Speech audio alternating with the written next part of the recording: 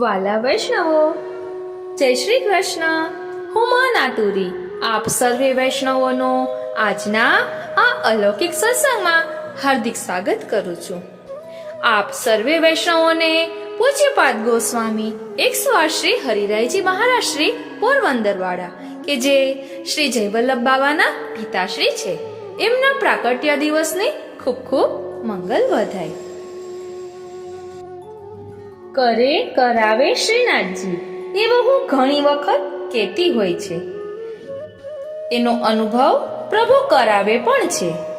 સવારે ખબર પણ ન હોય કે આજે શું સત્સંગ કરવાના છીએ, અને પ્રભુ સંકેત આપીને જતાવી દે કે આજે આ ગુણગાન મારે સાંભળવા છે. મને સવારે ઉઠી ત્યારે ખબર પણ ન હતી કે આજે શ્રી હરિરાયજીનો પ્રાકટ્ય દિવસ છે. અમારા માનસી ભાભી દ્વારા ખબર પડી. એટલે પ્રભુને કયા ગુણગાન સાંભળવા છે તેની આપણને ખબર હોતી નથી. પ્રભુ જ બધું કરાવે છે. આજે આપણે એક અલગ જ રૂપમાં સત્સંગ કરવાના છીએ. શ્રી હરિરાય મહાપ્રભુજીનો પ્રાકટ્ય દિવસ છે, માટે આજે આપણે શ્રી હરિરાય મહારાજ શ્રી, એમના લાલજી શ્રી જયવલ્લભ બાવા, શ્રી હરિરાયજીના પિતાશ્રી શ્રી ગોવિંદરાયજી અને એમના પિતાશ્રી શ્રી જીવનલાલજી મહારાજ, આ બધાના વચનામૃતોનું સંકલન એક સાથે લેવાના છીએ. અને સાથે સાથે વૈષ્ણવોને થયેલા ગોવિંદરાય પ્રભુના સાનુભવ, જયવલ્લભ બાવા એ જતાવેલો પ્રકટ પ્રતાપ, આ બધું જ ભાવ દર્શન આપણે કરવાના છીએ. આજે સાનુભાવની એ વાત કરું છું એ મને અમારા માનસી ભાભી દ્વારા ખબર પડી, એટલે હું આપની સાથે શેર કરીશ. માટે સત્સંગ જરા પણ ચૂકશો નહીં. એક નવા જ રૂપમાં આજે આપણે આ સત્સંગ કરવાના છીએ. સૌપ્રથમ શ્રી મહાપ્રભુજીના ચરણારવિંદમાં કોટી કોટી દંડવત પ્રણામ, અને એમના ચરણારવિંદમાં એ જ વિનંતી ધરું છું કે સુંદર રીતે સત્સંગ કરી શકું એવી કૃપા કરો. શ્રી હરિરાય મહારાજ શ્રીના પિતાશ્રી શ્રી ગોવિંદરાયજી, એમના એક સેવક કે જેમનું નામ ચુનીલાલભાઈ લાલચેતા છે. એમને પ્રભુદાસભાઈ પણ બધા કહે છે, જે કેશોદ નિવાસી છે. એમના દ્વારા કહેવાયેલા સાનુભાવ જે મને એમની દીકરી માનસી ભાભીએ કહ્યા છે, એ હું આપની સાથે શેર કરી રહી છું. આ ચુનીલાલભાઈ લાલચેતા દરરોજ ગોવિંદરાયજીનું સ્મરણ કરે ત્યારે એમ કહે કે જેના નામ લેતા તાપ ટળે અને જેની દ્રષ્ટિ થકી સદા વરસે, એવા મારા ગુરુદેવ શ્રી ગોવિંદરાય પ્યારે કી જય. ફરી એકવાર, જેના નામ લેતા તાપ ટળે અને જેની દ્રષ્ટિ થકી સદા વરસે, એવા મારા ગુરુદેવ શ્રી ગોવિંદરાય પ્યારે કી જય. એટલે આપણે પણ આપણા ગુરુદેવનું નામ આ રીતે સ્મરણ કરી શકીએ. અને ગોવિંદરાયજી આ વૈષ્ણવને ભગત કહીને જ બોલાવતા. હવે આપણે ગોવિંદરાયજીના પરચાની વાત કરીશું. ગોવિંદરાયજીને ત્યાં કંઈક ઉત્સવ હતો, ત્યારે ઉત્સવમાં બધા વૈષ્ણવોને મહાપ્રસાદ લેવડાવ્યો હતો. વૈષ્ણવો ખૂબ જ વધુ આવ્યા હતા, એટલે ધાર્યા કરતા વધુ વૈષ્ણવોની ભીડ જામી હતી. ત્યારે ઠાકોરજીને લાડવા ધરાવ્યા હતા, એટલે મહાપ્રસાદમાં બધા વૈષ્ણવોને લાડવા લેવડાવ્યા હતા.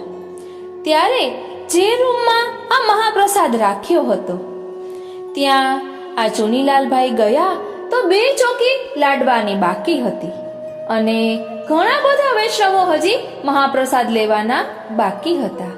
એટલે આ વૈષ્ણવ ગોવિંદરાય મહારાજ શ્રી પાસે ગયા અને વિનંતી કરી કે કૃપાનાથ, 2 ચોકી જ લાડવાની છે અને હજુ તો ઘણા બધા વૈષ્ણવો મહાપ્રસાદ લેવાના બાકી છે.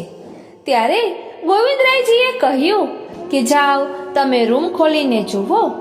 તો આ ચુનીલાલભાઈએ રૂમ ખોલીને જોયું તો ઉપરથી લાડવાનો વરસાદ વરસી રહ્યો હતો. શ્રીનાથજી વારી જાઉં બલિહારી જાઉં અને શું કરી જાઉં. એટલે આપણે સમજવાનું છે કે વલ્લભકુલના બાળકો કોઈ સામાન્ય બાળક નથી. મહાપ્રભુજી ઈજ ફરી ભૂતલ પર પધાર્યા છે. છોટો બડો ન જાણીએ સભી અગ્નિ સ્વરૂપ. એટલે આ રીતે આ ચુનીલાલભાઈને આવો પ્રકટ પ્રતાપ શ્રી ગોવિંદરાયજીએ બતાવ્યો હતો. ગુરુ કૃપાહી કેવલમ. એમની ગુરુ ભક્તિ અડગ અને સુદ્રઢ એમ કહીએ ને તો ચાલે. કઈ પણ વાતમાં પોતાના ગુરુદેવની આજ્ઞા લેવાની આ વૈષ્ણવને ટેવ. પછી આ ચુનીલાલભાઈને 4 દીકરીઓ છે. એટલે એમના ગોવિંદરાયજીને એક વૈષ્ણવે આ વાત કરી કે આ ચુનીલાલભાઈને 4 દીકરીઓ છે અને એમના પત્ની અત્યારે ગર્ભવતી છે. ત્યારે ગોવિંદરાયજીએ કહ્યું કે ભગત લાલો લઈને નામ પમાવવા આવશે. એટલે આ ચુનીલાલભાઈને ગોવિંદરાયજી ભગત કહીને જ બોલાવતા. એટલે ગોવિંદરાયજીએ આ રીતે કહ્યું કે ભગત લાલો લઈને નામ પમાવવા આવશે. અને સાચે જ એમના ઘરે લાલાનો જન્મ થયો અને આ લોકોએ નામ પણ લાલો જ રાખ્યું. કારણ કે ગોવિંદરાયજીએ પ્રથમથી નામ કહી દીધું હતું. અને આ ચુનીલાલભાઈ એટલા સાદા, ખૂબ જ સરળ સ્વભાવના. એટલે એક વખત ગોવિંદરાયજીની પધરામણી હતી કેશોદમાં. તો આ ચુનીલાલભાઈ બારે બેઠા હતા. વિનંતી કરવા જવા માટે એટલી બધી ભીડ હતી કે જઈ નહોતા શક્યા. એટલે બારે રાહ જોતા હતા. તો ગોવિંદરાયજીએ અંદરથી બીજા વૈષ્ણવને મોકલ્યા અને કહ્યું કે ભગતને કહો કે ગોવિંદરાયજી બોલાવે છે. આ રીતે ગુરુ કૃપા કરે છે. અને ગોવિંદરાયજીએ કહ્યું કે જે સફેદ કપડાં પહેરીને બેઠા છે એ ભગત કહીને આપ કહેશો એટલે સમજી જશે. ભગતને કહો કે ગોવિંદરાયજી બોલાવે છે. એટલે આવો પ્રકટ પ્રતાપ શ્રી વલ્લભકુલનો છે, જે મને આજે જ આ પ્રસંગો જાણવા મળ્યા. હવે આજે શ્રી હરિરાયજીનો પ્રાકટ્ય દિવસ છે. તો પહેલા એમના લાલજીની પણ થોડીક વાત આપને કહું, જે મને હમણાં જ ખબર પડી જયવલ્લભ બાવા વિશે. શ્રી હરિરાયજીના લાલજી નું જ્યારે પ્રાકટ્ય થયું ન હતું ત્યારે વૈષ્ણવોએ મનમાં ધાર્યું હતું કે જ્યારે શ્રી હરિરાયજીના ઘરે લાલનનું પ્રાકટ્ય થશે ત્યારે આપણે બધા મળીને ચંપારણ્ય જશું. એટલે હરિરાયજીને ત્યાં જયવલ્લભ બાવાનું પ્રાકટ્ય થયું ત્યારે બધા વૈષ્ણવો મળીને ચંપારણ ગયા હતા. અને ત્યાં જયવલ્લભ બાવાને સાકર ભારોભાર જોખવામાં આવ્યા હતા. તો કેટલી બધી સાકર, ત્યારે જયવલ્લભ બાવા 1.25 વર્ષના હતા. કેટલી બધી સાકર જોખી, પરંતુ જયવલ્લભ બાવાનું પલડું ઊંચું થાય જ નહીં. એમના વજનના પ્રમાણે સાકર થાય જ નહીં, કેટલી બધી સાકર ભરવા છતાં. એટલે આ વલ્લભકુળનો પ્રતાપ છે. એટલે કોઈ વૈષ્ણવના મનમાં પ્રભુએ પ્રેરણા કરી અને એ વૈષ્ણવે કહ્યું કે આ કોઈ લૌકિક બાળક નથી, આ તો પ્રભુનો જ અવતાર છે.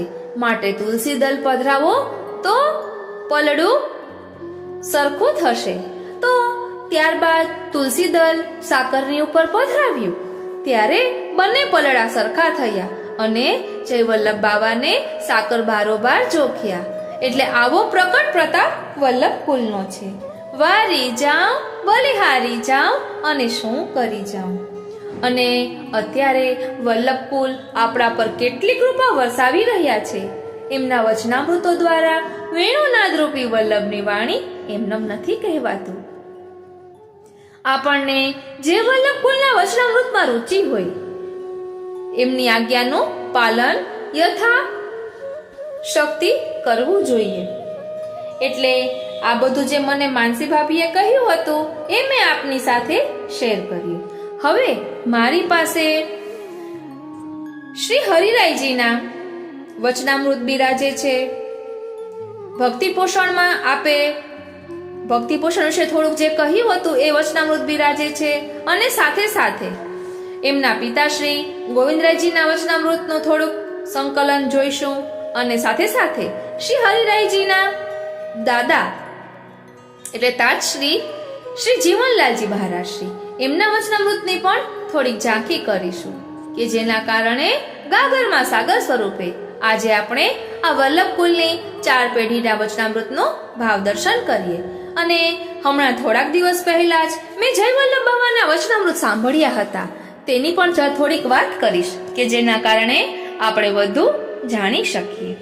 તો ચાલો શરૂ કરીએ.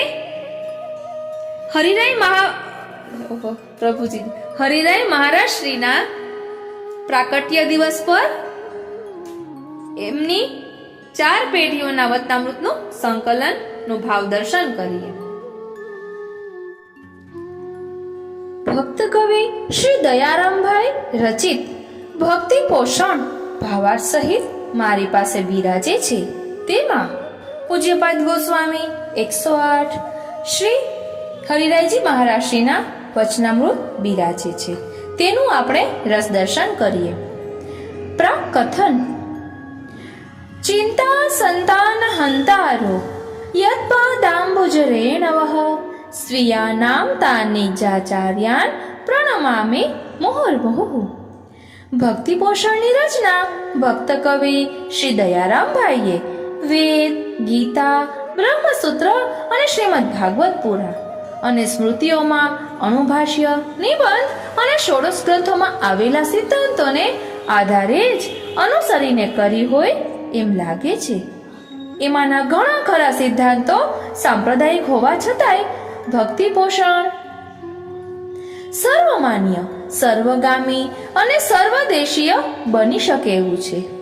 ભક્તિ પોષણના 101 ચંદ્રાવળામાં સેવો શ્રી કૃષ્ણ કૃપાળ એને 101 ચંદ્રાવળાના સુભગ મેળ તરીકે દરેક ચંદ્રાવળું પૂરું થતા શ્રી વલ્લભાચાર્યજીના અનુપમ સૂત્રને જ ભક્તિ પોષણના 101 ચંદ્રાવળાના મેળ તરીકે સેવો શ્રી કૃષ્ણ કૃપાળ એ શબ્દોમાં એ ચરણમાં યોજવામાં આવેલ છે.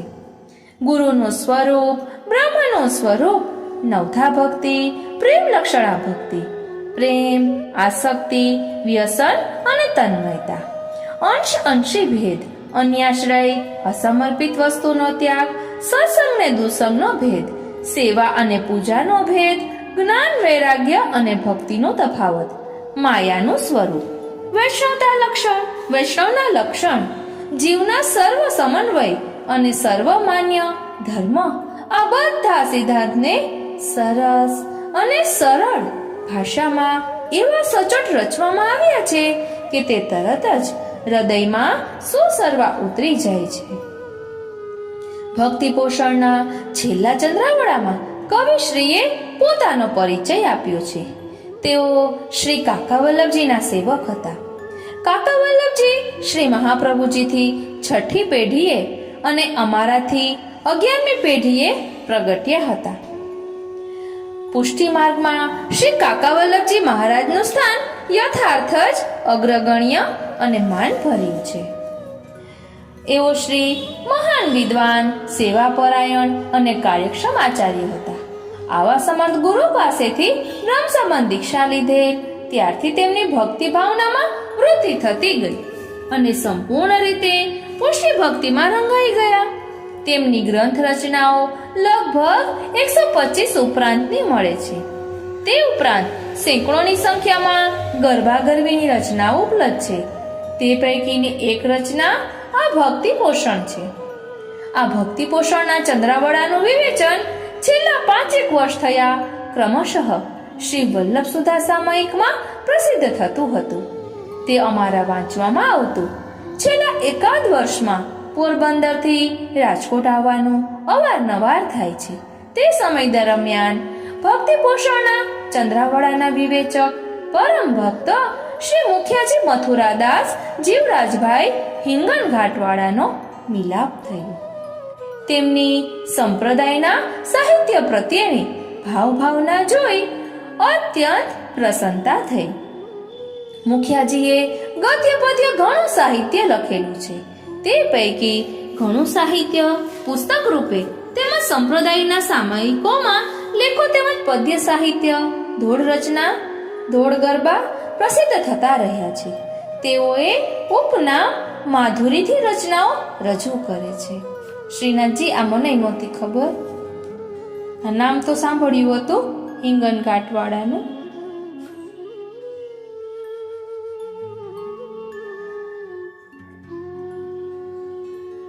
તેઓ એક સારા લેખક, કવિ, સંગીતકાર, સેવા શ્રૃંગાર સામગ્રી, હિંડોળા, પલના, સાંજેની સજાવટ કરવામાં કુશળ કલાકાર છે. આ ગ્રંથ ઉપર ઘણા ગુણીજનોએ સારાર્થ, ભાવાર્થ લખેલ નાના મોટા રૂપમાં પ્રસિદ્ધ થયેલા છે. પરંતુ શ્રી વલ્લભ સુદામાં પ્રસિદ્ધ થતું વિવેચન ભક્તિ પોષણના સમસ્ત વિષયોની છણાવટ, શ્રીમદ ભાગવત ગીતા તથા અન્ય પુરાણોના યોગ્ય દ્રષ્ટાંતો ઉપરાંત અષ્ટસખાની વાણીથી તેમજ 84,252 વૈષ્ણવોની વાર્તાના દ્રષ્ટાંત સરળ શૈલીમાં સૌ કોઈ સહેલાઈથી સમજી શકે અને સંશય લેશ માત્ર ન રહે તેવી રીતે વિસ્તારપૂર્વક પ્રસ્તુત કરેલ છે. જેવી રીતે મધમાખી જુદા જુદા પુષ્પે બેસીને રસ એકઠો કરી મધપૂડા મધરૂપે એક જ ઠેકાણે જમાવે છે, તેવી રીતે શ્રી મુખિયાજીએ સાહિત્યના સમગ્ર ક્ષેત્રમાંથી ભક્તિ પોષણના ચંદ્રાવડાના વિષયોને અનુરૂપ દ્રષ્ટાંતો આબાદ રીતે વણી લીધા છે. તે વણાટની ઉત્તમતા જોઈને સૌ કોઈને ખરીદવાનું અને વાંચવાનું મન થાય જ. ભક્ત કવિશ્રીનું અઢળક સાહિત્ય બધું પ્રાપ્ત ન થઈ શકે કે ન વાંચી શકાય તો પણ આ એક જ ભક્તિ પોષણના વિવેચનનું રાત દિવસ મનન કરવામાં આવે તેમજ ભગવદ મંડળી સત્સંગમાં નિયમિત વાંચન કરવામાં આવે તો આપણે પણ ઘણા ખરા ન સમજતા સિદ્ધાંતોને અને વેદાંત જેવા ગહન વિષયોને હૃદયારૂઢ કરી શકીશું. એમાં જરાય શંકા નથી. સંસારી જીવ કશુંય ન વાંચી શકે અને ફક્ત આ ભક્તિ પોષણ વિવેચન સાથે વાંચી વિચારીને તે પ્રમાણે આચરે તો તેનું જીવ્યું સફળ થશે જ. પ્લસ કોર્પોરેશન દ્વારા શ્રી દયારામભાઈ કૃત ભક્તિ પોષણ પ્રકાશિત કરવામાં આવી રહ્યું છે. તે બદલ વિવેચક અને પ્રકાશકને પ્રસન્નતાપૂર્વક ધન્યવાદ સહ આશીર્વાદ આપી વિરમું છું. સંવત 2078 જેઠ સુદ પૂનમ સ્નાન યાત્રા તારીખ 14/6/2022 મંગળવાર. ગોસ્વામી શ્રી હરિરાય ગોવિંદરાયજી, પોરબંદર. હવે આપણે પૂજ્યપાદ ગોસ્વામી 108 શ્રી હરિરાયજી મહારાજ શ્રીના પિતાશ્રી નિત્યલીલા પૂજ્યપાદ ગોસ્વામી 108 શ્રી ગોવિંદરાયજી મહારાજ શ્રીના વચનામૃતનો ભાવ દર્શન કરીએ. આપ એક વખત વચનામૃત કર્યા કે ભગવત પ્રાપ્તિમાં વિશેષ કૃપાની જરૂર. એક વખત આપ શ્રીએ આજ્ઞા કરી કે ભગવાનની કૃપાથી જ આ જગતનો સર્વ વ્યવહાર ચાલે છે. ભગવાનની કૃપા ન હોય તો આ બધું સ્થગિત થઈ જાય. આપણા હાથ પગની ગતિ પણ ભગવાનની કૃપાથી જ ચાલે. એક શ્લોકમાં કહ્યું છે, મુકમ કરોતિ વાચાલમ પંગમ લંઘયતે ગિરિમ યત કૃપા તમહમ વંદે પરમાનંદ માધવમ. અર્થાત ભગવાનની કૃપાથી મૂંગો પણ બોલવા માંડે અને પંગુ એટલે લંગડો પણ પર્વતની ટોચ ઉપર ચડી જાય. જો સામાન્ય કૃપા હોય તો મૂંગો બોલી શકે અને પંગુ એક વખત પર્વત પર ચડી જાય, પણ જો વિશેષ કૃપા થાય તો મૂકપણું અને પંગુપણું કાયમને માટે દૂર થઈ જાય. ભગવાનની કૃપા તો પ્રાણી માત્ર પર છે, પણ આ કૃપા સામાન્ય મેળ હોય છે અને તે મનુષ્યના ભૌતિક જીવનમાં ઉપયોગી થાય છે, પણ આ પ્રકારની કૃપાથી ભગવત પ્રાપ્તિ ન થઈ શકે. ભગવાનને પ્રાપ્ત કરવામાં વિશેષ કૃપાની જરૂર હોય છે. તેથી જો ભગવાનની વિશેષ કૃપા થાય તો જીવ ભગવત પ્રાપ્તિના સાધનોમાં તત્પર થઈ શકે છે, અથવા તો ભગવાન પોતે જ સાધનરૂપ બને છે.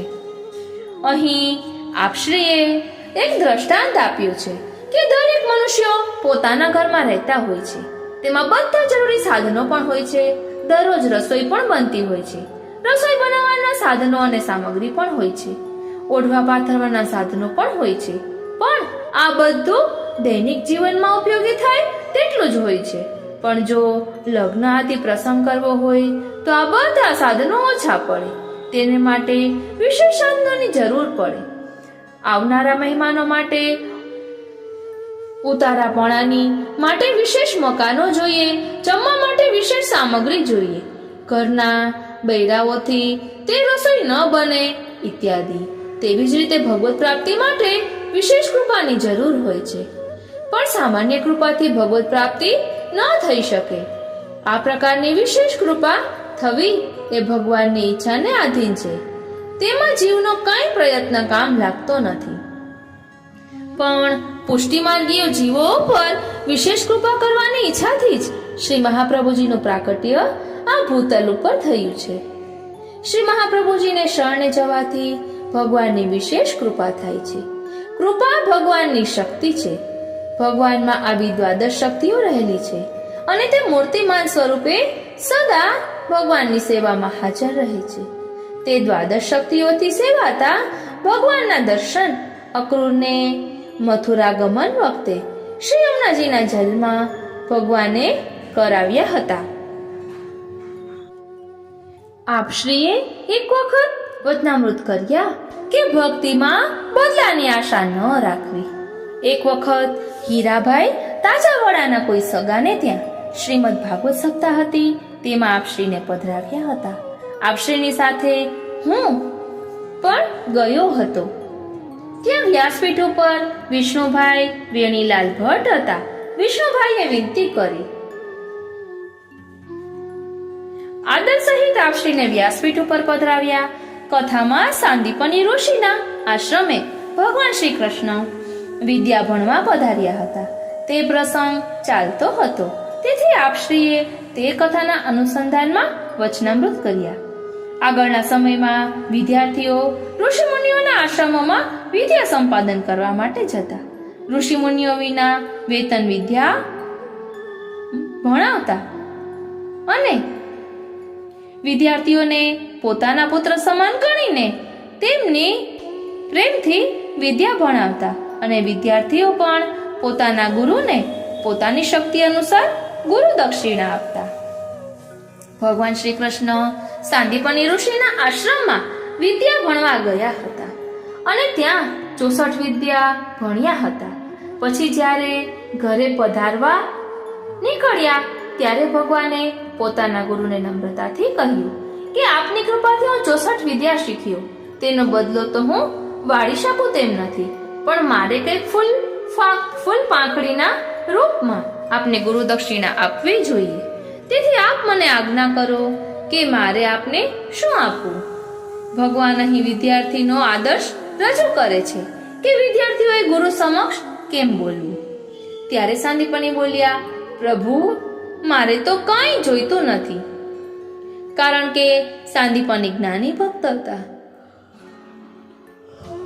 અને આટલો સમય ભગવાન પોતાની પાસે ભણ્યા, તેથી તેમને ભગવાનના સ્વરૂપનું જ્ઞાન થઈ ગયું હતું. તે સમજી ગયા કે કૃષ્ણ સાધારણ મનુષ્ય નથી, પણ સાક્ષાત ઈશ્વર છે. આપને હું શું વિદ્યા ભણાવવાનો, પણ હું માનું છું હું તો આપની ભક્તિ જ ચાહું છું. બીજું મારે કંઈ જ ન જોઈએ. ત્યારે ભગવાને કહ્યું કે ભલે તારે કંઈ ન જોઈતું હોય તો પણ આપની પત્નીને કઈક ઈચ્છા હોય તે પૂછો. ત્યારે ઋષિએ પોતાની પત્નીને પૂછતા તેમણે ભગવાનને કહ્યું, મારો પુત્ર સમુદ્રમાં નાવા ગયો હતો, તેને સમુદ્ર તાણી ગયો છે, તો તે પુત્રને આપ સમુદ્ર પાસેથી લાવી આપો. ઋષિ પત્નીઓએ આ માગણી પણ ભગવાનના સ્વરૂપનું જ્ઞાન થવાથી જ કરેલી છે. નહીં તો ઘણા સમય પહેલા તણાઈ ગયેલા બાળકને પાછો કેમ લાવી શકાય? પણ કૃષ્ણ ભગવાન છે, તેથી જરૂર લાવી શકશે એમ માનીને જ આ માગણી કરી છે. આ પ્રસંગ આપશ્રીએ રૂપકથી સમજાવ્યું કે સાંદીપની જીવ છે અને તેમની પત્ની બુદ્ધિ છે. જીવનો સહજ ધર્મ ભગવાનની ભક્તિ કરવાનો છે, પણ બુદ્ધિ તેમાં સ્વાર્થ શોધે છે. ભક્તિ કરનારાઓને બુદ્ધિને આધીન ન બનવું, નહીં તો બુદ્ધિ ભક્તિને સ્વાર્થી બનાવી દેશે. ભક્તિ એટલે પ્રેમ, અને પ્રેમમાં આપવાનું જ હોય છે. કોઈ પણ પ્રકારની બદલાની આશા રખાતી નથી. દયારામભાઈએ માંગ્યું કે વિના લાલચનો લાલ મોને વાલ રે, અવિચળ આપો રે, પણ બુદ્ધિ ભક્તિને સકામ બનાવી દે છે. અહીં સાંદીપનીએ તો પ્રેમથી વિદ્યા ભણાવી અને બદલામાં કંઈ ન માંગ્યું, પણ ગુરુપત્નીએ પુત્ર માંગ્યો. ભગવાન તો લૌકિક માંગે તો તે પણ આપે, પણ પછી ભક્તિનું મુખ્ય ફળ ન મળે.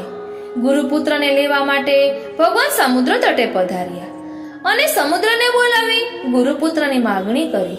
ત્યારે સમુદ્રએ કહ્યું કે બ્રાહ્મણ પુત્ર મારી પાસે નથી, પણ શંખાસુર નામનો દૈત્ય મારા જલમાં રહે છે. તેમણે તે પુત્રનું ભક્ષણ કર્યું છે. પછી ભગવાને શંખાસુરને મારીને તેનું પેટ ચીર્યું, પણ તેમાંથી પુત્ર નીકળ્યો નહીં. એટલે ભગવાન યમલોકમાં પધાર્યા અને યમને બોલાવી પુત્રની માગણી કરી. ત્યારે યમરાજાએ બ્રાહ્મણના પુત્રનો જીવ હતો તે ભગવાનને આપ્યો. ભગવાને તેનો મૂળ દેહ જે પંચમહાભૂતનો હતો તે ઉત્પન્ન કરી તેમાં તે જીવનો પ્રવેશ કરાવી પોતાની સાથે લઈ અને ગુરુપત્નીને આપ્યું. આ કાર્ય ભગવાન સિવાય બીજા કોઈ પણ દેવ ન કરી શકે, કારણ કે માણસના મૃત્યુ પછી તેનો પંચમહાભૂતનો દેહ તો એનો મૂળ કારણમાં એટલે કે પૃથ્વી તત્વમાં પૃથ્વી તત્વ અને જલ તત્વમાં જલ તત્વ, એવી રીતે આકાશ તેજ વાયુ વગેરે તત્વો જુદા જુદા પડીને મૂળ તત્વમાં મળી જાય છે. તેમાંથી તે તત્વોને પાછા જુદા પાડવા એ ભગવાન સિવાય બીજા કોઈથી ન થઈ શકે. ભગવાને બ્રાહ્મણ પુત્રનો પ્રથમનો જે દેહ હતો તે જ દેહ પાછો ઉત્પન્ન કરી તેમાં તે જીવનો પ્રવેશ કરાવી અને ગુરુપત્નીને આપ્યો. આ પ્રકારે ગુરુ દક્ષિણા આપી ભગવાન પોતાના ઘરે પધાર્યા. ઉપર મુજબ શ્રીમદ ભાગવત ઉપર આપશ્રીએ ખૂબ જ સુંદર વચનામૃત કર્યા હતા. તેમાંથી મને જેટલું યાદ રહ્યું તે લખ્યું છે. હવે આપણે પૂજ્યપાદ ગોસ્વામી 108 શ્રી હરિરાયજી મહારાજ શ્રીના દાદા નિત્યલીલા પૂજ્યપાદ ગોસ્વામી 108 શ્રી જીવનલાલજી મહારાજ શ્રીના વચનામૃત માંથી લઈ રહ્યા છીએ. એમના 50 વચનામૃતનો વિડીયો અમે અગાઉ કરેલો છે. જીવનલાલજી મહારાજ શ્રીનો અને ગોવિંદરાયજીના પણ ઘણા બધા વચનામૃતોનું સંકલન લીધેલું છે. આ પ્લેલિસ્ટ ચેક કરશો તો આપણે ધ્યાન પડશે અને મને યાદ આવશે તો ડિસ્ક્રિપ્શન બોક્સમાં જરૂરથી આપીશ અને ભૂલી જાઉં તો જણાવશો કોમેન્ટ બોક્સમાં. હવે આપણે વચનામૃત 50મો લઈ રહ્યા છીએ. એકવાર આપશ્રી ઉપલેટા બિરાજતા હતા. ત્યારે રાત્રિના સમયે શ્રી સુબોધિનીજીની કથામાં દેવકરણભાઈના કહેવાથી મુખિયાજી આણંદજીભાઈએ વિનંતી કરી કે જે કૃપાનાથ ભગવદ્ વાર્તાના ક્રમ વિશે જાણવાની દેવકરણભાઈની ઈચ્છા છે, આપ કૃપા કરીને સમાધાન કરો. મુખિયાજીની વિનંતીથી આપશ્રી બહુ જ પ્રસન્ન થયા અને આજ્ઞા કરી. મુખિયાજી, વૈષ્ણવની આવી જિજ્ઞાસાથી અમને પ્રસન્નતા થાય છે. અમારા જાણવા પ્રમાણે ભગવદ્ વાર્તાનો ક્રમ એવો છે કે સર્વપ્રથમ મંગલાચરણના મુખપાઠ હોય એટલા શ્લોકો બોલી સર્વોત્તમજીનું ધોળ અને શ્રી વલ્લભ આખ્યાનમાંથી ક્રમશઃ એક આખ્યાન બોલી શ્રી યમુનાજીના 41 પદમાંથી 4 પદો બોલવા. પછી શિક્ષાપત્ર 84-252 વૈષ્ણવોની વાર્તામાંથી પ્રસંગો વાંચી શ્રીમદ ભાગવતનો 1 અધ્યાય અથવા શ્રી સુબોધિનીજીમાંથી થોડુંક વાંચન કરવું. પછી સંપ્રદાયના પ્રસિદ્ધ થયેલા ગ્રંથોમાંથી એક પછી એકનું થોડું થોડું વાંચન કરી આપણા માસિકોમાંથી પણ વાંચન કરવું, જેથી આપણને સાંપ્રદાયિક પર પ્રવૃત્તિનો ખ્યાલ આવે. પછી આવતીકાલના ઉત્સવ કે સેવા શૃંગાર વિશે વાંચન કરી શ્રી વલ્લભકુલના બાળકોના જન્મદિવસ વાંચવા, કે જેથી આપણું મન ઉત્સવમય બની જાય.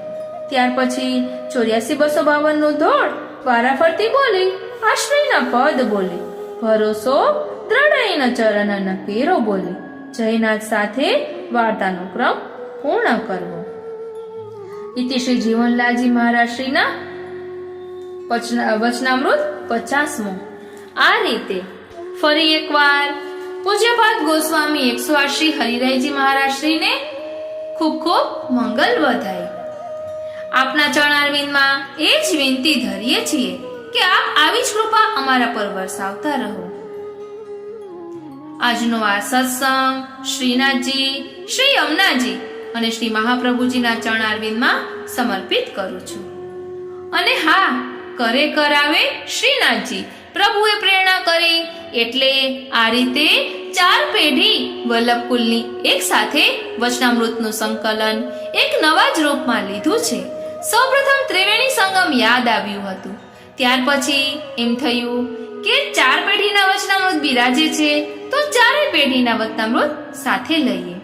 પ્રેમ, આસક્તિ, વ્યસન અને તન્મયતા એવો ભાવ પણ થઈ શકે, ધર્મ, અર્થ, કામ, મોક્ષ એવો ભાવ પણ થઈ શકે. પ્રભુ કરે સો ભલી, એટલે પ્રભુને જે ગુણગાન સાંભળવા હોય એ આ પ્રેરણા કરે અને થયા કરે છે. કેમ થાય છે તે ખબર પડતી નથી.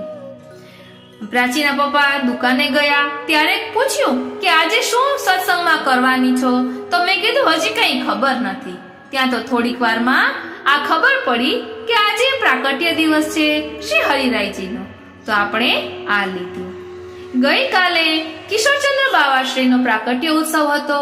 ખબર નહીં કેમ મારાથી ચૂકાઈ ગયું, પરંતુ કાલે આખા દિવસમાં મેં કેટલી બધી વખત કિશોરચંદ્ર બાવાને મનમાં યાદ કર્યા હતા. મને એમ થઈ રહ્યું હતું કે હું પુસ્તકમાં જોઈ લઉં કે કઈ તિથિના પ્રાકટ્ય ઉત્સવ આવે છે, પરંતુ સમય ન મળ્યો એટલે ચૂકાઈ ગયું. આપણે અગાઉ કૃષ્ણાવેશની ચેનલમાં આ કરેલું છે, તો આપને જોઈતું હોય તો કોમેન્ટ બોક્સમાં જણાવશો. આજનો આ સત્સંગ, અને હા, ગઈકાલે આપણે પ્રકટ પ્રતાપ શ્રી વલ્લભનો કર્યો એ એટલે જ કર્યો હશે, મને એવું લાગે છે, કારણ કે તેમાં કિશોરચંદ્ર બાવાશ્રીનું નામ એમનો ઉલ્લેખ આવ્યો હતો. એટલે ભલે આડકતરી રીતે, પરંતુ પ્રભુએ અનુસંધાન કરાવ્યું. આજનો આ સત્સંગ શ્રીનાથજી, શ્રી યમુનાજી, શ્રી મહાપ્રભુજીના ચરણારવિંદમાં સમર્પિત કરું છું. જય શ્રી કૃષ્ણ.